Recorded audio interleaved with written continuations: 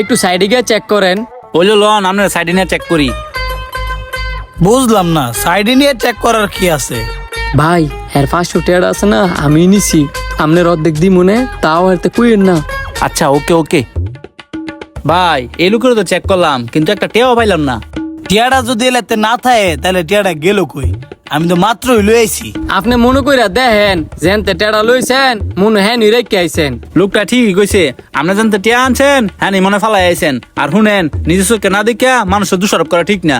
জান মিয়া, আপনাদের মতো মানুষে আর কোনোদিন হেল্প করতাম না।